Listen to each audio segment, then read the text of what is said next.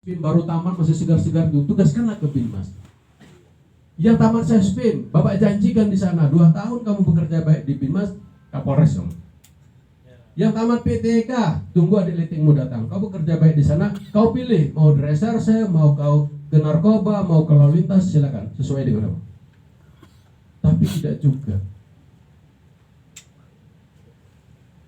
Dengan alasan kita kurang personil. Nah, di kepolisian yang mengembang tugas preemptif itu ya tadi. Sehingga pelaksanaan tugas preemptif yang disandingkan kepada bapak-bapak ini kurang terasa. Nah, bapak-bapak yang melaksanakan tugas yang saya katakan bangga saya, Bapak sangat sangat antusias, sangat punya kepedulian bagaimana masyarakat kita ini bisa terlepas dari jeratan narkoba. Ya. Langkah pertama saya kira langkah preemptif, Pak. Walaupun juga preemptif dan preventif ini bergandengan biasanya. Tapi menurut saya yang paling penting adalah bagaimana langkah-langkah preemptif dilaksanakan. Dan langkah preemptif jangan seperti yang saya katakan tadi, kalau cuma modal perintah toh nggak akan jalan. Kemudian salah sasaran kadang-kadang. Yang di Solo ya anak-anak yang baik, ya nggak ada gunanya. Coba mari kita pikirkan sama-sama.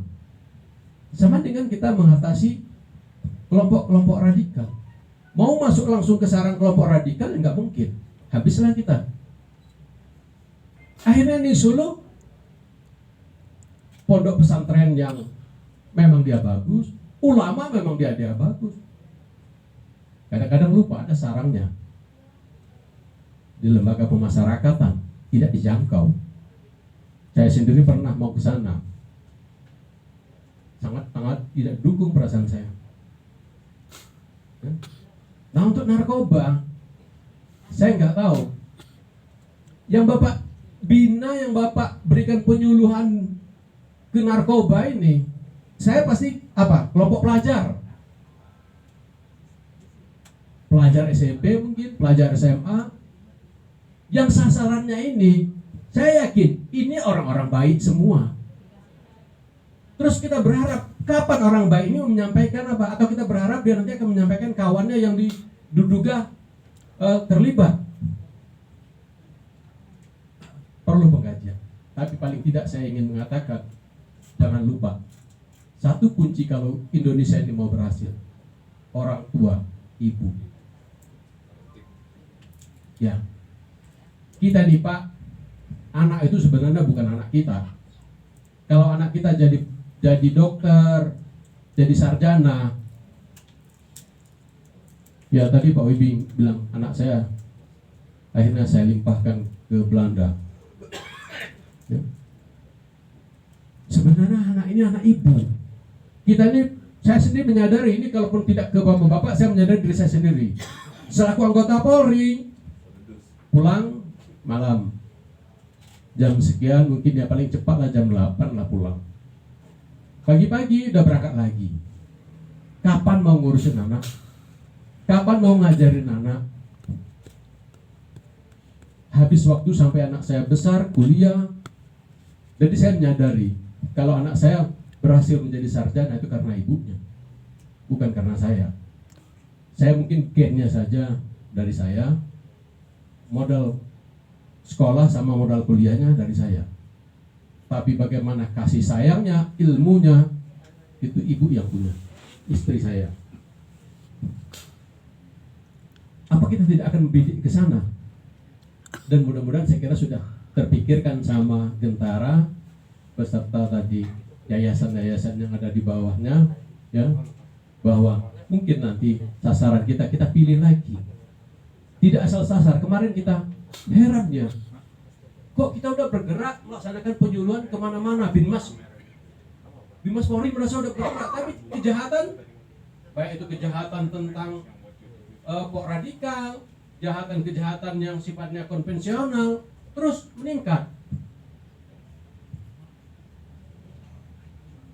Kenapa? Ini kalau kejahatan meningkat, jujur aja saya katakan, Dimasnya Polri itu agak mengkerut. Aduh, ini tahun bulan ini kejahatan konvensional meningkat lagi. Usaha sudah banyak. Saya juga kadang-kadang mikir, apakah ini hukum alam memang demikian? Akan meningkat terus kejahatan ini. Kapan kita berharap kejahatan itu akan menurun? Maka itu saya berani mengatakan, Bapak Ibu bisa berjalan hilir mudik ke sana kemari, bisa sekolah. Pak, satu kata kunci bisa kita seperti itu, aman. Jangan kita berharap apa-apa kalau tidak aman. Pak Wibi mau punya uang banyak yang tak terhitung lagi, kalau tidak aman pasti dia cemas. Kata orang Padang itu, mati dan mau keluar ke sana. Mati saya, nggak bisa bergerak saya. Situasi aman, hiruk pikuk. Terus mau aman itu bagaimana? Memangnya aman begitu saja? Saya berani katakan, aman itu ada manajemennya, ada yang menatanya, ada yang mengendalikannya. Walaupun kadang-kadang kita kesal juga itu melihat yang mengendalikan, ya. Lambat datang ke TKP. Sebenarnya Polri sudah mengajarkan ada quick response supaya cepat menangani masyarakat. Ada telepon yang apa namanya itu? Nah, iyalah, kok ibu kita. Nanti saya kasih hadiah, Bu, ya. Comment center, bukan call center. Comment center. Di comment center itu jadi di comment center itu layar besar di sana. Oh, di jalan itu macet. Di jalan itu lancar.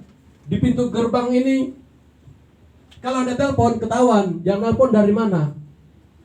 Oh, itu yang nelpon dari titiknya itu, nyala dia. Tik tik tik tik tik, tik itu canggihnya. Tapi sayangnya belum seluruh Polres memiliki itu. Ya, TMC.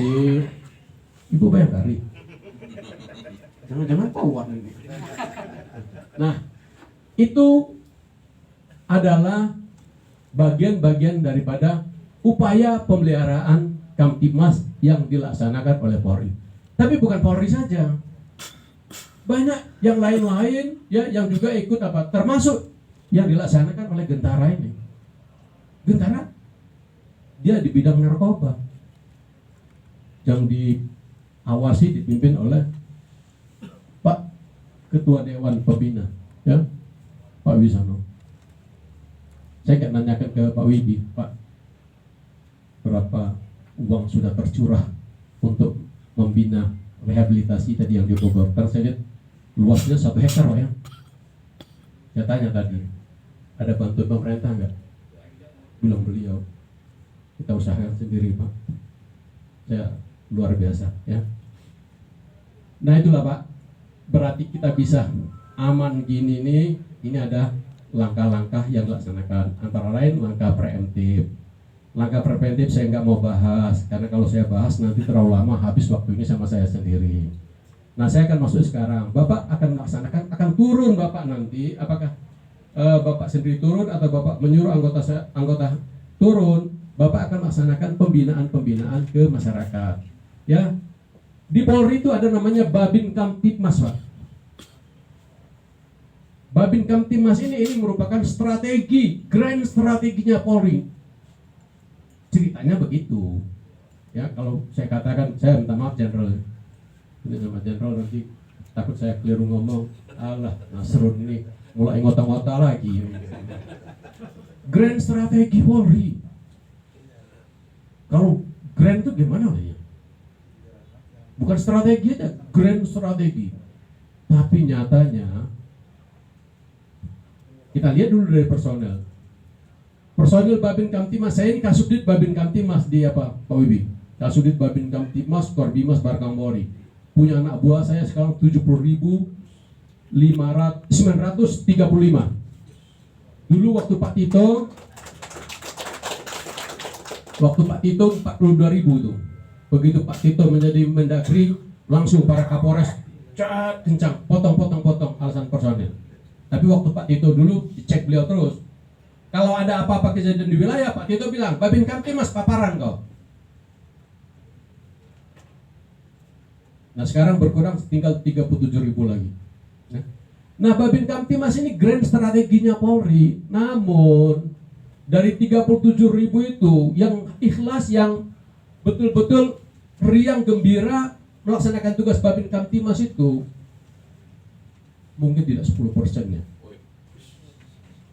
Yang lain itu berkata hanya karena nasib saya disprintkan jadi apa. Makanya kadang-kadang saya dimarahin sama Pak Kakor saya, satu marga tadi sama Pak Richard Nanggola. Apa yang kamu banggakan dengan Babin Kamtimas? Ya saya mau ngomong apa? Saya suruh ngumpulin untuk orang vaksin, mencari 3.000 orang susah. Yang seharusnya apabila dia memang bekerja semangat, dia tidak akan terlalu sulit untuk mengumpulkan warga masyarakatnya. Dan saya sendiri pernah membuktikan waktu saya tugas di Sumatera Barat, ketepatan asrama tempat saya tinggal, rumah dinas, rumah jabatan, lagi direnovasi. Saya tinggal di luar, kos lah ceritanya. Terus sore-sore saya lihat ibu-ibu cerita-cerita di apa tuh. Saya datangin, Bu, mana sehat? Ya. Babin Kamtimas kita siapa nama sini? Terus ibunya jawab, Opo Abu Babin Kamtimas Pak. Wah, saya langsung gagal saya udah. Babin Kamtimas saja tidak tahu. Pergi lagi saya penerbangan. Saya selalu kalau penerbangan saya pakai dinas. Begini. Sebenarnya bukan nyombongin karena jiwa saya memang sudah terpatri. Begitu nanti duduk, apalagi duduk samping saya ini ada perempuan cantik itu, wah cepat sekali saya tuh semangat. Tadinya mau ngantuk, biasanya kan ngantuk nih pesawat kan, nggak ngantuk-ngantuk. Pesawat senggol-senggol, nah, tapi ambil ininya Pak ya, biar nggak ngantuk juga maksud saya. Bu, tugas di mana? Guru Pak. Oh guru di mana? SMP. Siapa nama Babin Kamtimas kita di sana? Siapa ya Pak Babin Kamtimas? Gagal lagi. Ya. Siapa ya Pak Babin Kamtimas? Enggak pernah itu anggota Babin Kamtimas memberikan penyuluhan ke sekolah Ibu. Enggak ada Pak. Sudah. Dan kegagalan itu sering sekali. Di antara yang kita tanya, 10 yang saya tanya Pak, ya jangan menidakkan lah, mungkin satu yang mengatakan, oh Babin Kamtimas kami ini Pak. Makanya saya tadi mengatakan, dari 37.000 itu, yang semangat, yang memang ikhlas menerima tugas Babin Kamtimas itu, mungkin sekitar 10%. Saya cek lagi yang 10% itu.